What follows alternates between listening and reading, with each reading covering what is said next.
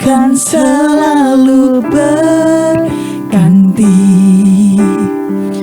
Kasih Tuhan tetap abadi,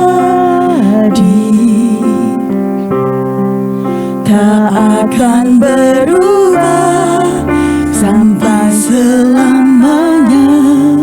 Ku tetap percaya, ku yakin Tuhan, ku yakin Tuhan memberkati. Ku yakin Tuhan melindungi.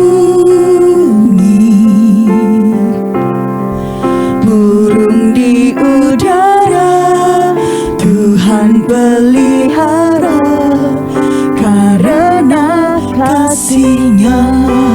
Katakan, Tuhan selalu menolongku, selalu menjagaku. Sehelai di rambutku tak akan terjatuh tanpa seizin-Mu. Tuhan selalu menolongku, selalu menjagaku. Dia mengenyangkanku dan peliharaku seumur hidupku. Katakan, musim akan selalu berganti.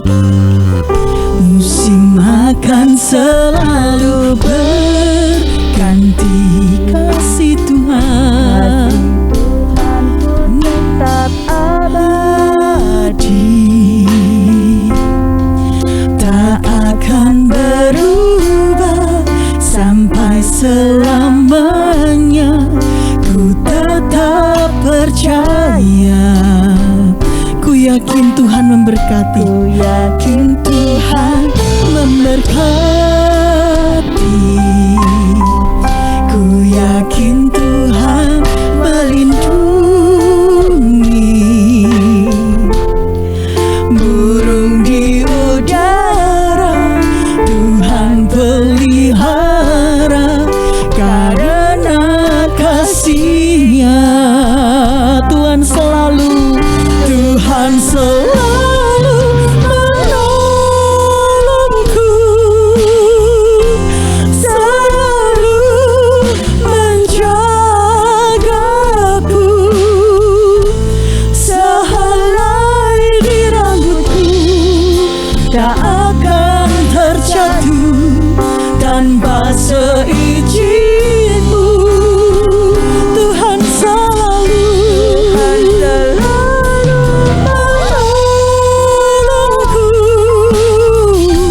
selalu menjagaku. Dia mengenyangkanku dan meliharaku seumur hidupku. Katakan sekali lagi, Tuhan selalu menolongku, menolongku, selalu menjagaku, menjagaku. Sehelai di rambutku tak akan terjatuh tanpa seizin-Mu. Tuhan selalu menolongku, selalu menjagaku. Dia mengenyangkanku dan peliharaku seumur hidupku. Dia mengenyangkanku, Dia mengenyangkanku dan peliharaku seumur hidupku. Dia mengenyangkanku, Dia mengenyangkanku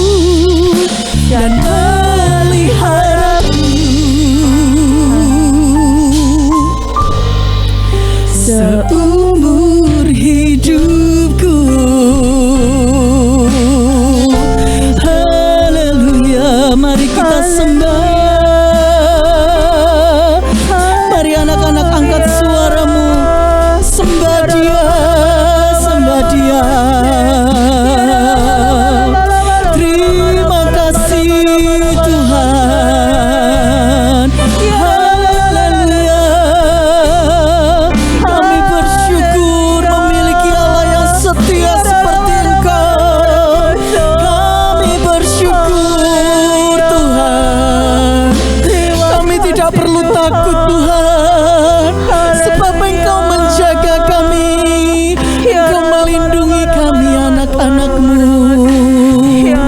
Terima kasih Bapa, terima kasih Bapa. Tuhan selalu menolongku, selalu menjagaku.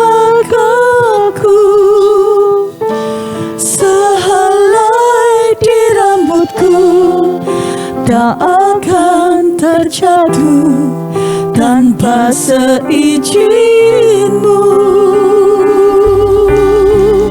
Tuhan selalu menolongku,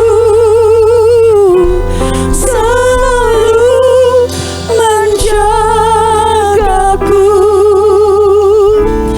Dia mengenyangkanku dan meliharaku seumur hidupku. Dia mengenyangkanku dan meliharaku seumur hidupku.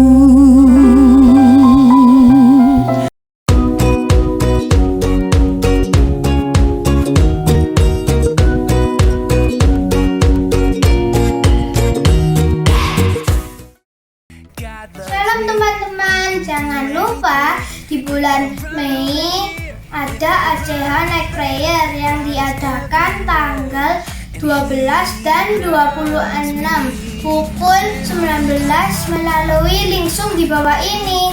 See you and God bless you.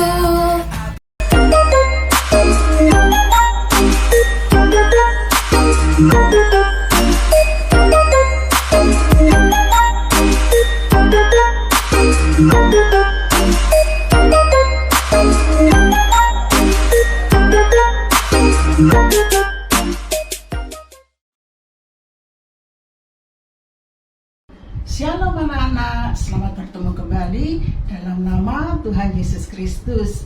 Ya, sekarang kita kembali akan belajar tentang kebenaran firman Tuhan. Anak-anak semua sudah siap? Puji Tuhan. Sebelum kita belajar firman Tuhan, mari kita berdoa terlebih dahulu. Ayo semuanya lipat tangan dan tutup mata. Bapa dalam sorga yang kami sembah di dalam nama Tuhan Yesus Kristus. Tuhan, terima kasih untuk kesempatan kalau saat ini kami boleh kembali belajar kebenaran firman-Mu.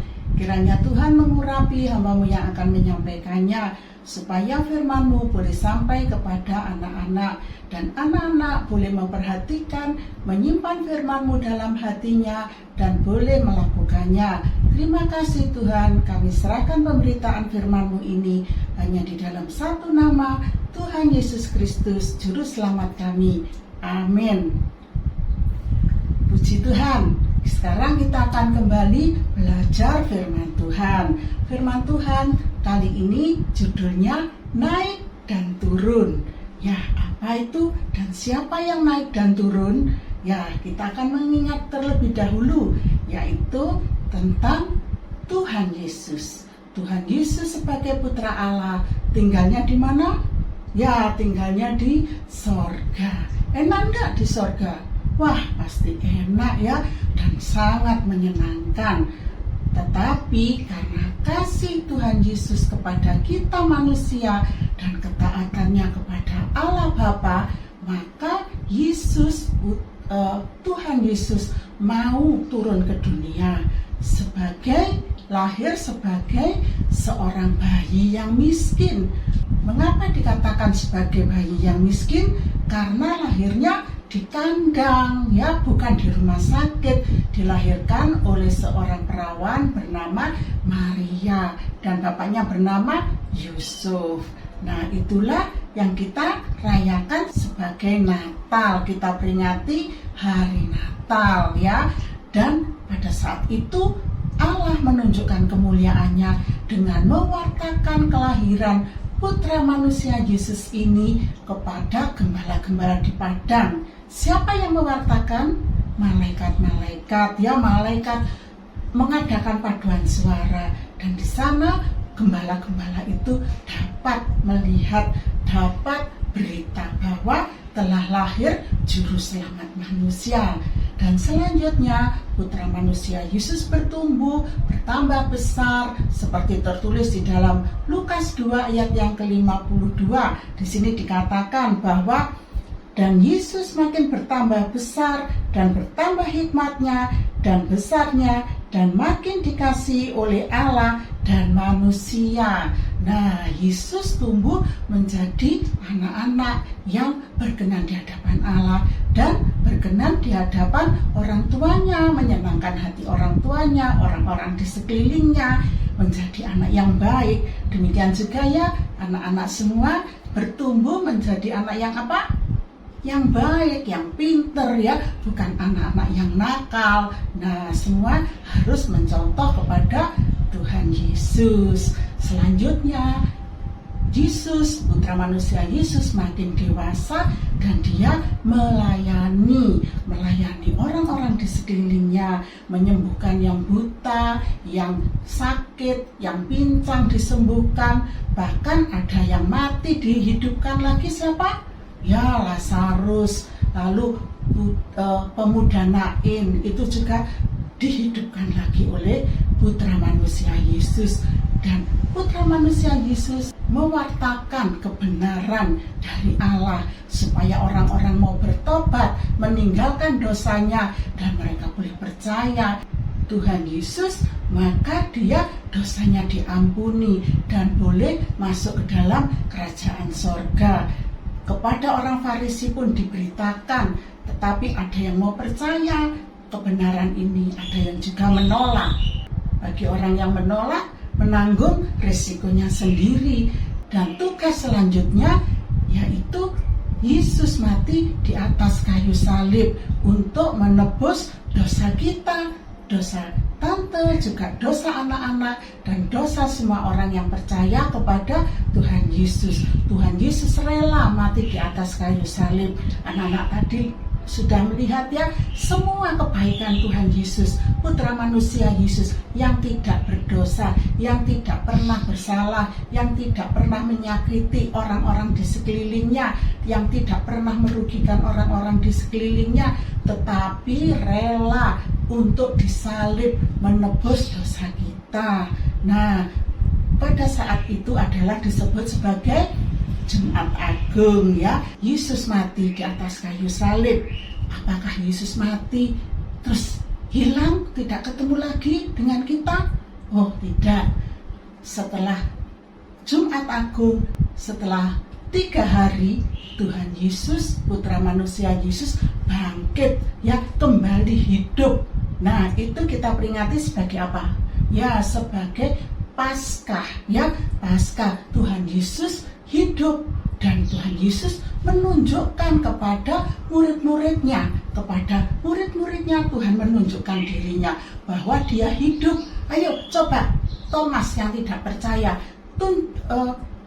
ini sentuh, ya, dicocok bekas paku, ya, luka bekas paku waktu disalib. Coba Thomas, coba kamu lihat, ya. Dan baru setelah Thomas ini menyentuhkan tangannya, jarinya pada luka paku Tuhan Yesus, dia baru percaya. Tetapi walaupun kita tidak menyentuh, tidak melihat, tapi kita semua harus percaya dengan iman bahwa Tuhan Yesus sudah bangkit. Tuhan Yesus 40 hari menunjukkan dirinya kepada murid-muridnya. Mereka bisa makan bersama, mereka bisa bercakap-cakap. Nah, itulah Allah kita, Tuhan Yesus yang mati untuk menebus dosa kita dan bangkit pada hari yang ketiga menunjukkan dirinya kepada murid-muridnya selama berapa hari? Selama 40 hari. Nah, pada saat 40 hari itu Tuhan Yesus mengajak murid-muridnya untuk bersama-sama ke Bukit Zaitun, yaitu suatu bukit yang di luar kota Yerusalem.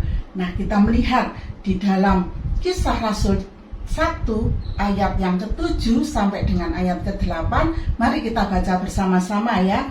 Jawabnya, engkau tidak perlu mengetahui masa dan waktu yang ditetapkan Bapa sendiri menurut kuasanya, tetapi kamu akan menerima kuasa kalau Roh Kudus turun ke atas kamu, dan kamu akan menjadi saksiku di Yerusalem, di seluruh Yudea dan Samaria, dan sampai ke ujung bumi. Nah, itu adalah pesan daripada Tuhan Yesus. Pada saat di Bukit Zaitun, Tuhan Yesus menyampaikan pesan ini, bahwa mereka, murid-murid dari Tuhan Yesus ini, akan diberi kuasa. Roh Kudus akan dikirimkan dan mereka harus menjadi saksi. Saksi Tuhan Yesus ada, Tuhan Yesus hidup, Tuhan Yesus mengasihi mereka semua, dan Tuhan Yesus naik ke sorga. Nah, murid-murid harus mewartakan itu kepada semua orang di Yerusalem, di Yudea, Samaria, sampai ke ujung bumi, sampai kepada kita semua, mendengar kabar yang indah, kabar bahagia, kabar gembira dari Allah. Siapa yang percaya kepada Tuhan Yesus, dia akan diselamatkan. Itu adalah pesan Tuhan Yesus sebelum naik ke sorga.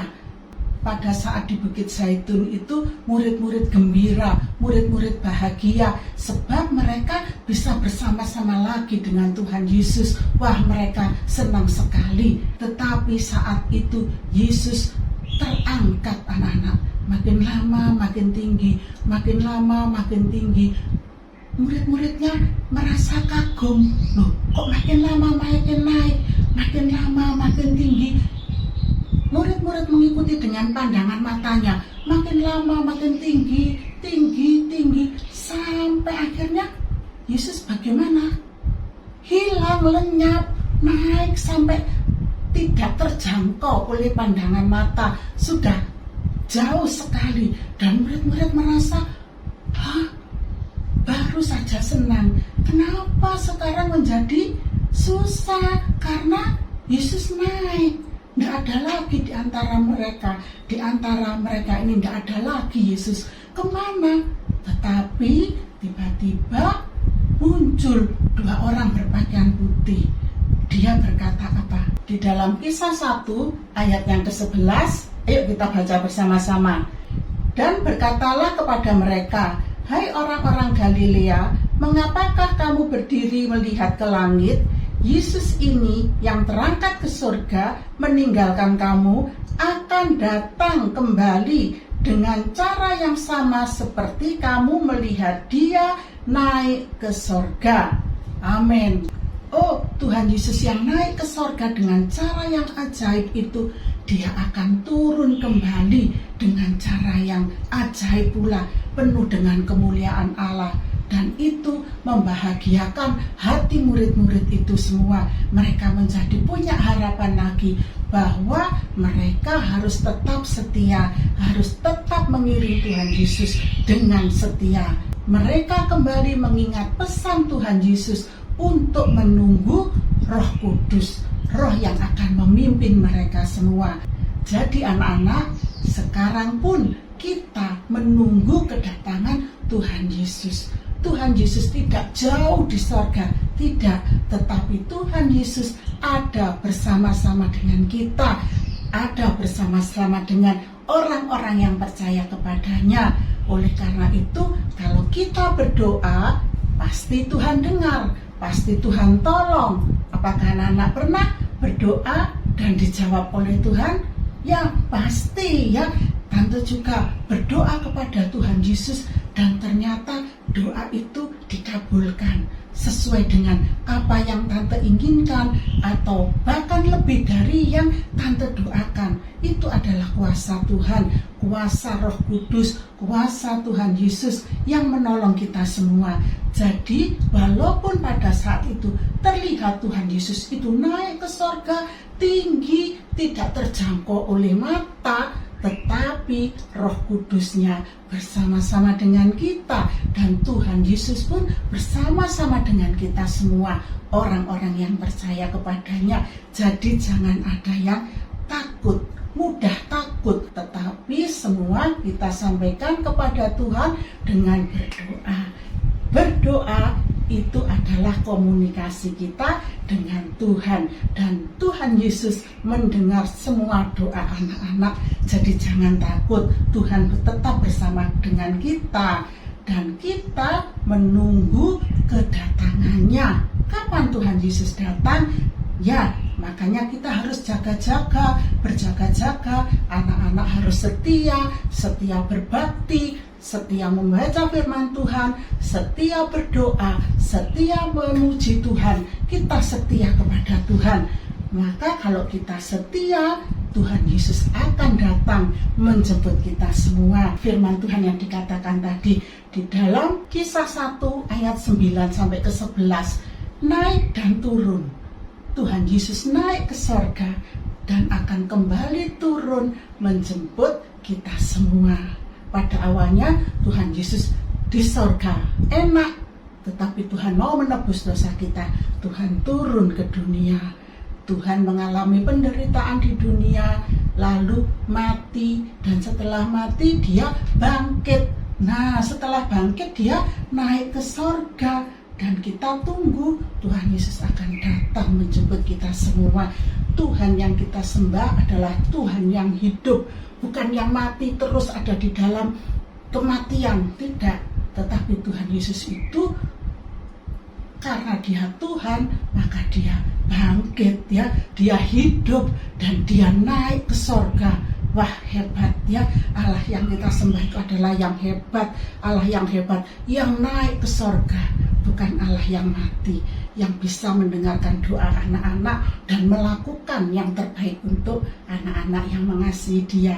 Mau tetap setia? Orang-orang, anak-anak yang setia sungguh-sungguh kepada Tuhan, dia kelak akan menerima mahkota dari Tuhan. Di dalam Wahyu 2 ayat yang ke-10b, ayo kita baca ya. Hendaklah engkau setia sampai mati, dan aku akan mengaruniakan kepadamu mahkota kehidupan. Nah, itulah firman Tuhan, bahwa kalau kita setia sungguh-sungguh kepada Tuhan Yesus, maka kita akan menerima mahkota. Oleh karena itu, kita harus setia sungguh-sungguh berbakti kepada Tuhan, melakukan firman Tuhan setiap hari, ya, supaya dapat melakukan firman Tuhan dengan tepat. Anak-anak juga harus membaca apa tadi?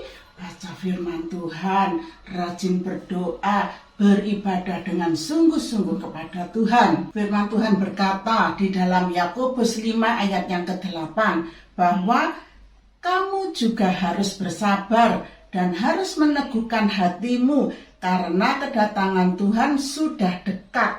Nah, ini firman Tuhan berkata bahwa kita harus bersabar, harus teguh di dalam Tuhan, setia dalam Tuhan, sebab kedatangan Tuhan sudah dekat. Oleh karena itu kita harus berjaga-jaga, tidak boleh bermalas-malasan. Wah, males, baca firman males, berdoa males, mau beribadah males, enak online saja. Nah, itu semua harus ditinggalkan, sebab kita harus berjaga-jaga. Firman Tuhan berkata kedatangan Tuhan sudah dekat. Jadi kita harus melakukan firman Tuhan. Wah, sekarang tidak taat pada papa mama, mau berbohong, mau berkelahi, bertengkar dengan saudara, membenci saudara, tidak apa-apa, nanti bertobat, nanti saja. Sekarang enak-enak dulu, menurut maunya sendiri, menurut kesukaannya sendiri. Nah, hati-hati, jangan sampai ketinggalan. Kalau ketinggalan, Akibatnya bisa masuk neraka. Tidak mau kan? Semua tidak mau. Tante juga tidak mau. Jadi kita harus berjaga-jaga menunggu kedatangan Tuhan. Sebab Tuhan Yesus berjanji Tuhan akan datang kembali, turun menjemput orang-orang yang setia, yang sungguh-sungguh beribadah kepada Tuhan. Ya, puji Tuhan, sebagai ayat hafalan, ya di dalam Yakobus 5 ayat yang ke-8, ya mari kita baca bersama-sama lagi ya. 1, 2, 3. Kamu juga harus bersabar dan harus meneguhkan hatimu karena kedatangan Tuhan sudah dekat. Amin. Ya, jadi ini ayat hafalannya. Ingat, harus apa? Bersabar, teguh di dalam Tuhan, sebab kedatangan Tuhan sudah dekat, tidak lama lagi. Ya, ayo sekarang kita menyanyi ya. Kita akan memuji Tuhan dengan pujian Setialah, setialah, setia sampai mati. Ayo, 1, 2, 3.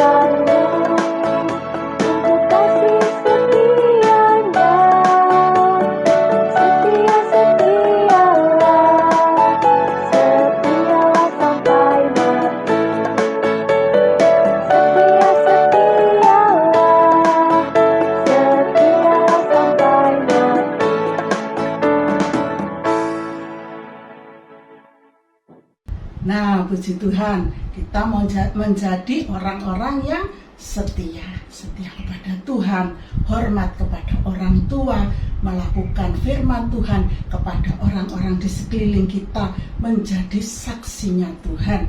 Saksinya Tuhan bukan hanya dulu murid-muridnya Tuhan Yesus, Petrus, Matius, Yohanes, Lukas dan sebagainya, ya.